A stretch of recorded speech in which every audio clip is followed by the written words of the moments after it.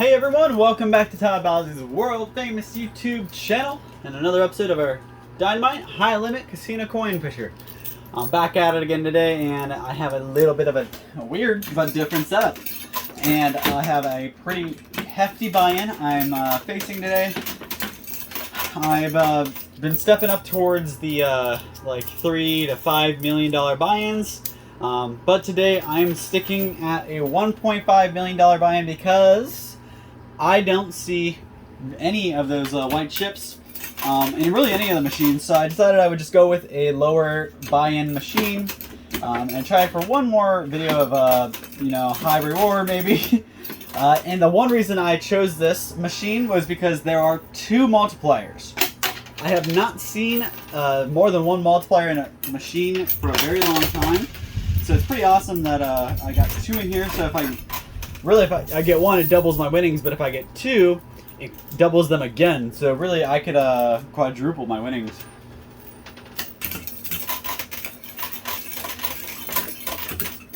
I got 30 minutes to play, like I usually do. So we're gonna see how well we can do in that little bit of time. Hopefully, this will be the last video I do until I hit my $5 million video. My next time I'm stepping up to a $5 million buy-in. But today, I'm sticking at 1.5 just to kind of get some more money in my reserves, because I'm afraid one video with a $10 million or a $5 million buy-in could wreck me. So, just gonna try to test my luck first before I make the plunge. Try to get some more cash in my reserves. But one thing I did want to make sure I mentioned pretty early on in the video is that I am loving deleting comments of rude people who can't say anything good. And I really love when they waste so much of their time to write out this big old paragraph and put math and do all this hard work to write out their crappy little comment just for me to delete it. So, guys, just want you to remember that you don't have to be a bad person. You don't like what's going on, you don't like the video, don't like the content, just skip on to the next video, because the next video might be more of what you like. We try to keep our people entertained and satisfied, so we try to do a little bit of everything, whether it be some videos we talk, some videos we don't talk, and some videos we show you our winnings, and some videos we let you know what our buy-in is, and sometimes we don't. So just keep flipping through. If you're watching one that you don't necessarily like, skip to the next one. It'll probably be different. And now that we've gotten a couple of people to let me put their videos on, I'm hoping I can keep getting more people to come in and play and keep building that repertoire. I ran into a couple people in the casino that I think would probably do pretty good. But I'm trying to talk them into letting me record them. So we'll see how that goes.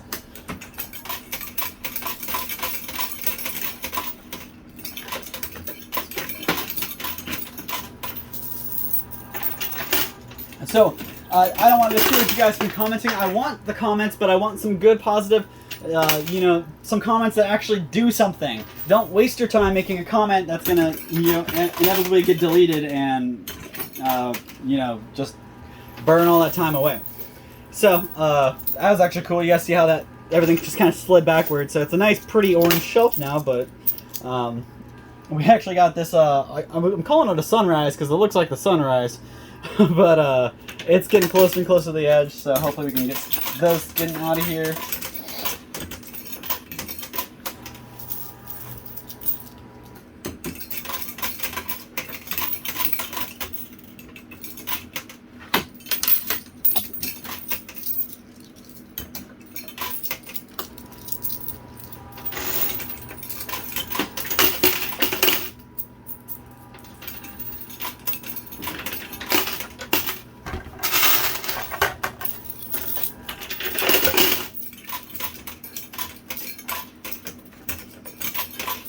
So the sunrise kind of made a wall for us to get through.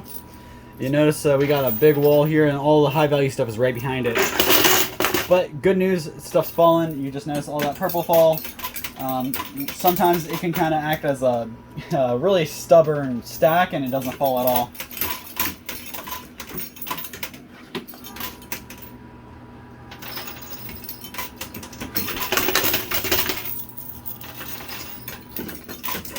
So we'll see how much I can get out of this.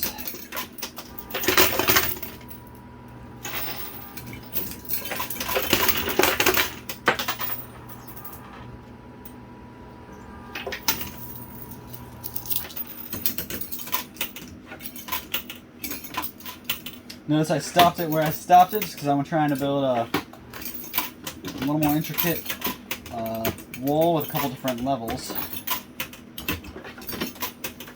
Dang it, I messed that one up.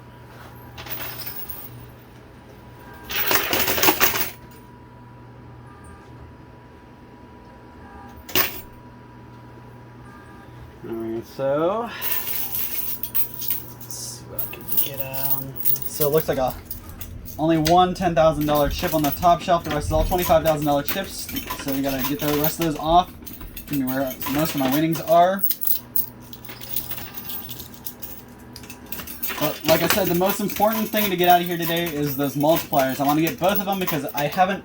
If I have gotten 2 multipliers in one video, it's been a long time.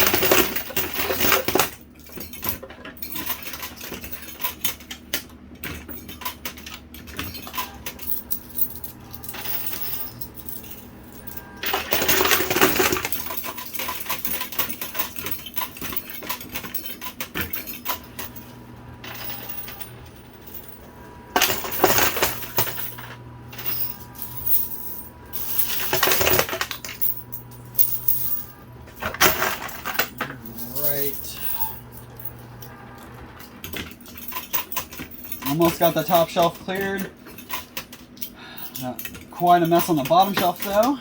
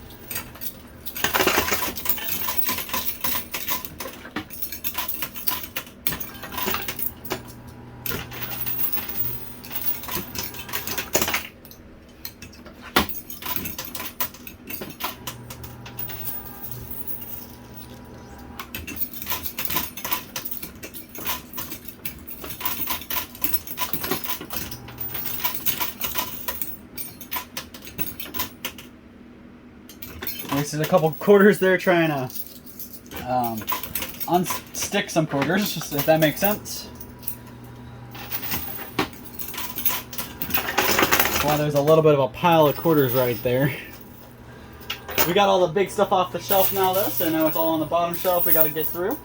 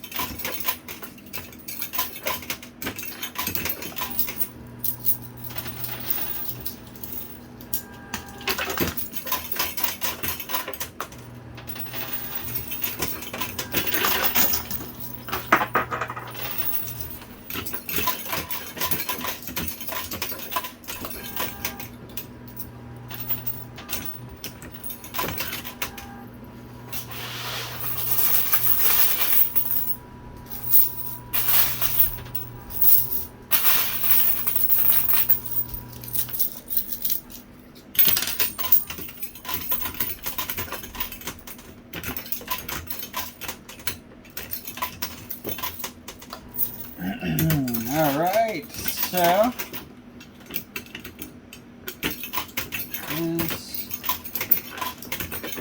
so I got another story for you guys, so I wanted to share this one because I know lots of my fans love animals. Most of the human race loves animals, and the few people out there that do not love animals, I don't know about you, but I have a story. I was actually at somebody's house the other day, and I was sitting in the driveway talking to him from my car, and I was watching the neighbor.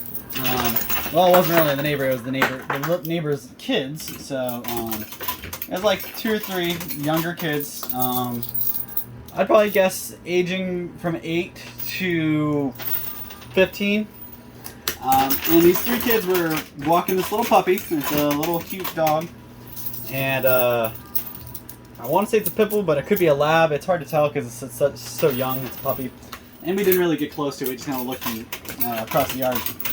But this little girl was like carrying the dog by its scruff, and then dropped the dog, and then was dragging the dog with a leash, and then was... it looked like she was trying to pet the dog, but she was like smacking the dog as she pet it. And I just feel really bad for that dog because chances are it's probably gonna get abused because she was yelling at calling it stupid, and she was a little 8-year-old girl yelling at a dog calling it stupid, a cute little puppy. I don't know. I just something about an 8-year-old shouldn't be calling another little animal, another little cute animal, you know, stupid and being so abusive towards it. But my main reason I'm bringing it up is because it's I went back like a week later and saw the same thing. I don't see parents, I just see the kids. So I don't know what possessed this parent to get their kids this dog, but regardless, they have not shown the kids how to take care of the dog, nor have they really. I haven't seen them around, and I talked to their neighbor, the person I was talking to, said that they are barely ever around. So how's a parent going to take care of or teach a child how to take care of a small dog when they're not even around? It just makes me sick. So just a quick reminder, guys, if you personally aren't going to be the one taking care of the dog, do not get the dog. Simple as that. If you can't own up to and vow to watch over and protect that dog and raise it right, don't. Just give it to somebody who you know can. Take it to a no-kill shelter, somewhere you can, or to find somebody for it. Don't just give up on it, because, you know, give it away to your kids and let your kids destroy this dog, because what happens then is the dog grows up to be a little mal-tempered. It snips at the wrong person, and then it gets put down for no reason because somebody just doesn't know how to take care of their dog right. So, you guys know I'm a big fan of animals. I love, especially dogs. I love my dogs. But I'm a big animal guy. I love animals. If I could work with animals for the rest of my life, I would. But unfortunately, A, it doesn't pay the best, and B, I'm allergic to a lot of animal hair, so it's probably not the best field for me to be in. But I do love animals nonetheless. So it just makes me sick seeing people take care of and abuse animals like that. It's like the people who get a rabbit for their children for Easter and then by 4th of July, the bunny's been let loose or given away because the kid didn't actually want it. Animals are not gifts. Animals are their family. You gotta look at it that way. You're not gonna adopt an animal, or you're not gonna go out and adopt a kid if you're not gonna take care of it. So don't go out and adopt an animal if you're not gonna take care of it. Simple as that.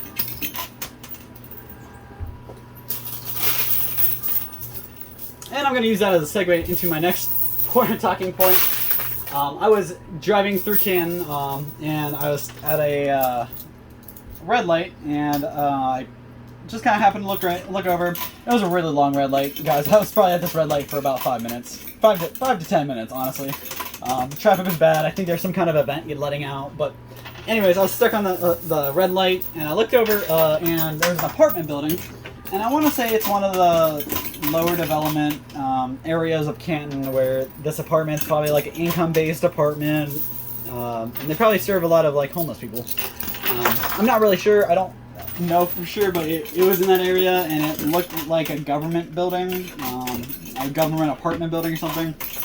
But regardless, I was over there, and there was these dogs, or this guy and his, I could only guess, girlfriend, whatever, and they were walking these 3 dogs. Now, when I say they were walking, I mean she wasn't walking a single dog. He was walking 2 dogs, and the 3rd dog was walking itself. So, first of all, that put me on edge because a dog shouldn't be walking around. I mean, it had a leash, but it was dragging the leash itself. Like, it was just, minding its own business, walking around. In the middle of Canton, not the best place for that. You shouldn't have your dog on a loose on a leash, because all it takes is for that dog to run on the road, get hit by a car, or that leash to get caught on a tree or something when the dog's running, and then the dog gets hung or something. So that fact alone bothered me, but then I noticed that the dog was probably the parents of the 2 dogs that were being walked, and because it had, you could tell it was being bred like pretty profusely. Like, this dog looked a little overbred. Had those like draggy, the saggy parts, and the all around it just looked like it was malnourished and not really taken care of right. But that's the kind of thing that makes me sick. First of all, they were living in an apartment building. What is 3 dogs doing in a 2-bedroom? I could only imagine an apartment like that gonna have any more than 2 bedrooms. How is a dog? How are 2 to 3 dogs? And they weren't small dogs. They weren't like little Yorkies. They were pit bulls. So how are 3 pit bulls supposed to live comfortably in an apartment? And it's, again, this isn't a apartment with one apartment on top, one apartment down below. No, this was an apartment building full of probably 50 to 80 different apartments. How are you fitting 3 dogs comfortably in there? You can't. Those dogs are probably miserable. Doesn't matter how many times you take them on a walk or take them outside, they're miserable. It just blows my mind. So that's enough of my animal rambling. I just wanted to air those. That Canton gets rough sometimes, and sometimes Canton gets cleaned up. But that was one of the rougher times I've seen Canton.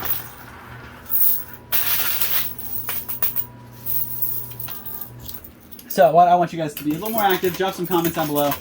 Let me give me something to talk about. Bounce off of what you're saying.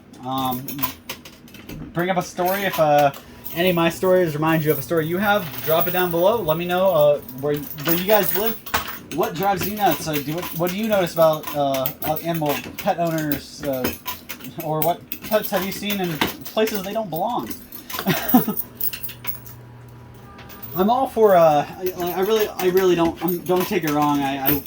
Anybody should be allowed to have an animal, but they got to take care of it, and they got to make sure it's in a comfortable environment. Just can't take abusing dogs like that, animals like that. And if you're gonna live in an apartment building, get a small dog. Small dogs don't need a whole lot of room to run. They just need enough. Don't get a big dog that is gonna be crammed inside of a little apartment building or apartment your whole life. So doesn't vibe well with me. And I could only imagine that they were probably breeding them to sell because they were probably trying to get out of whatever rut they may be in. But don't take advantage of animals just to get yourself in a better predicament. It's disgusting. You shouldn't be making profit off animals. And that's one thing that kind of bothers me about vets. I mean, I realize most vets, they have to charge enough because, you know, stuff is expensive.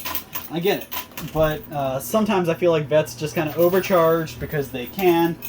And sometimes it still does, you go pay an arm and a leg and you still don't get a healthy animal at the end of it. It's kind of upsetting. I know a little story on that. My little dog that we had put down not too long ago, unfortunately, she had a lump on her back, and we took to the vets to get a surgery done, and they said, yes, we took care of it, it's all taken care of, she's a healthy dog, she should live for a couple more years, no problem. Within a couple months, she started going downhill, and turns out, I don't think that vet that we paid, like, I want to say we paid about $400 or $500 for a surgery to get this lump removed. And the dog still died less than a year later, when they said that the dog should be healthy enough and it shouldn't be a problem. So, what that tells me is they either missed something and they didn't test right, or accidents happen, so I understand. But unfortunately, it's something bad happened, so it's no longer just an accident. As a mistake, you can forgive. They either malpracticed and didn't, run the right test, didn't read the test right. Or they just, when they removed the lump, they didn't, fully remove it, and they didn't do the extra work they needed to do to make sure my dog was safe. So, and that was a vet right there in Sebring. I'm going to drug them up. There's only one, I believe there's only one vet in Sebring, and it's a vet I've been using the majority of my life with most of my animals, and I can promise you I will not be taking them back to that vet. So, if you've got a vet, or you've got an animal, and you take them to Sebring, Ohio vet, I would advise being a little more careful when you take them for surgeries, and make sure you stand your ground and are in charge of the situation. Don't let the vet be in charge, because they don't care about your dog. And if they do, they didn't take all the steps they should have to take care of my dog. So a little biased opinion from here, but I'm not trying to judge down anybody else's name. I'm not mentioning their name, but I'm pretty sure there's only one vet over there, so. Sorry, but not sorry. My little Nikki is now on a shelf, and I had to drive to Kin with her on my dying dog on my lap, which is pretty scarring. So I'm gonna blame that vet for that one. I know they can't control everything. Nobody's perfect, but they assured us that the dog had a couple more years of life. That the surgery was worth it, and that they did all the correct tests, that we paid extra for these tests, by the way. We paid extra so that they ran these tests and made sure that the dog was a healthy dog. So, they either didn't do the tests right, or whatever happened, it's their fault at the end of the day.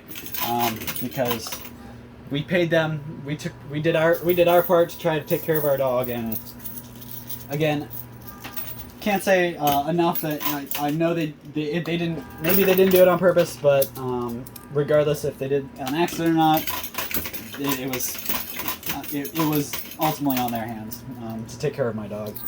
So if you are in the Alliance area, you know any vets that are really good, drop them down below. Talk about your bad experiences, if you have any bad experiences with vets, or talk about your good ones. I know some vets are awesome. I've actually known some vets to work really well with payment plans and help people out. And I know some vets who would charge you an extra $1,000 just because they can. So I just know it's just like the doctor field. There are great doctors who care about you, and there are awful doctors who care about nothing but their wallet. So same thing for animals. It goes both ways.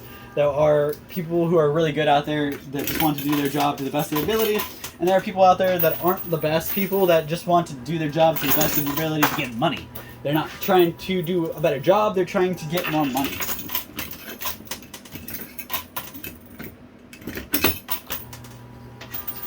Kyle's conspiracy is coming to you right at the end of this video here. So yeah, forgive my dark thoughts. I just wanted to bring that up and get a little conversation stirred. I want you guys to comment down below. I want something to feed off of. I want you guys to be more involved. So let's see it. Drop some comments down below. Let me know what you think. How you think I did. Actually, see if you can guess how much I'm gonna win before I even get there. Like I said, I'm at a $1.5 million buy-in. It looks like I've gotten both multipliers because I don't see them anywhere, but that doesn't mean they couldn't be buried over here. But if we got both those multipliers, we could be in for a really good day today. So I'm going to use up the rest of these quarters I got here, and I will count up and see how much we got. We're right up here on the end of our video.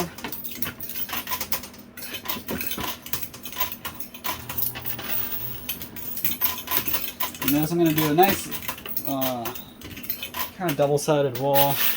Not double-sided, double-stacked.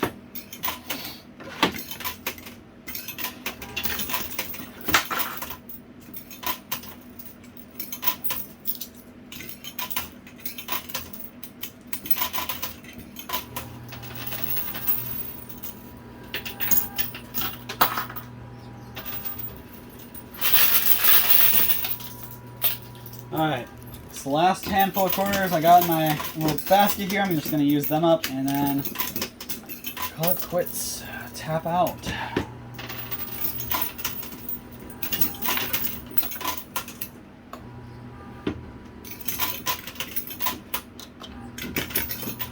Alright, that's it. That's all the quarters I got. Let's see. Don't think that's going to do anything real special for me. Couple more quarters. Alright, so that's all the time I got. I'm going to go ahead and count up how much winnings I have, and I'll be right back with a total for you guys, so don't go anywhere, and you won't miss me. I'll be right back. Alrighty guys, I am back with a total for you.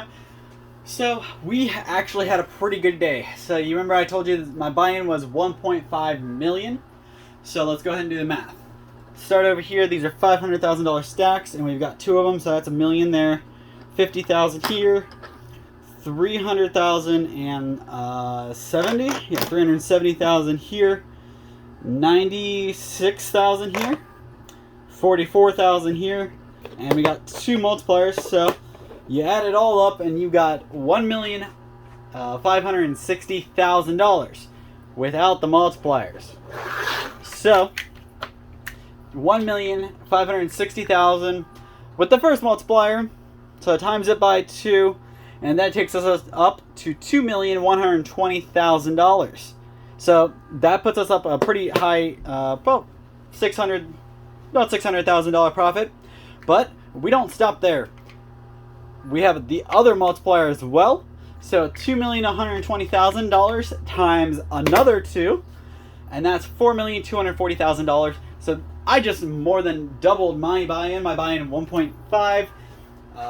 I profited here a pretty nice amount, 2.5, 3.5, so about 2.5 million, 2.7 million profit, and that's really good because that's exactly what I needed. I needed about $2 million to get me into a safe zone to, you know, drop about $5 million in my next video and still have a little bit for the next one after that. So I'm pretty excited about that. We got lots of money going on, and hopefully my next video I can walk away with over $10 million. That's what I really want to get to, is over $10 million. I've already gotten to 7, so I'm not too far off. I just got to work my way up. My next buy-in is going to be a $5 million buy-in, so make sure you guys stay tuned for that video. It will be coming in the next couple days. So thank you guys so much. We'll see you same time, same place next time. Thanks.